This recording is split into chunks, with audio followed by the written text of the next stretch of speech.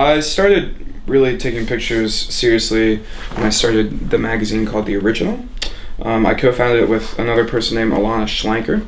She and me were just sort of upset that there was absolutely no opportunity to do this kind of work, to make a magazine, to shoot, to write, to design, edit, etc. at the university. I think it's very important to document, especially local community-based stuff. I also shot this. This is Jen Gooch, a nice little portrait. And she's an artist. She has some pretty interesting sort of public art installation works.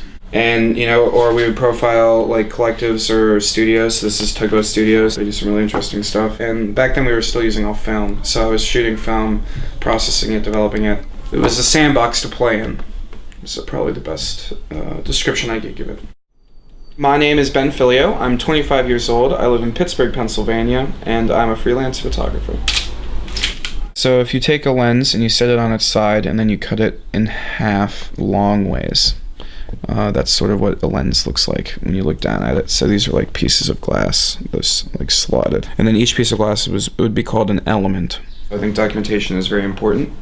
For projects, for everyday life. Before I started taking pictures, I worked at a preschool, and I've been working at a preschool for 6 or 7 years, off and on. At some point, I just started taking photographs while I was at the preschool, just because it's colorful, it's interesting, and I wanted to play around with new camera gear that I was slowly picking up.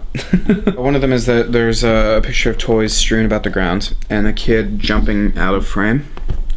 Looking down at him, and his name was Day Day, and he was awesome, and he would often do that. Whenever you walk into a room with a bunch of kids in them, there's just toys everywhere, almost like organized chaos. If they look at an image and like, I remember doing that, or if they look at an image and like get a sense of remembrance or this sort of sense of nostalgia from that photograph, that's really cool to me. This little baby, when I was doing a bunch of news reporting, is a police scanner. And it's what you use for spot news, chasing ambulances, fires, car wrecks, anything like that. Get pictures of it, and that's sort of how they get onto the paper. So we don't, we're not told about those things. You actually have to listen into police talking about them. A bunch of volunteer fire departments got together because this person donated an entire house in like a remote area to burn, and they all actually smoke, firefighters smoking, so they're frequently taking smoke breaks, and I would hang out with them during that and just get to know them a little bit better. Eventually, until they sort of allowed me to go into the building, which was pretty cool. It was just nice to get a sort of sense of what these guys have to do day in and day out, and they had to take periodic sort of like tests about blood pressure and everything else like that to make sure that they weren't overstressing themselves. So I just walk around this house shooting and shooting and shooting and shooting. I am uninsured.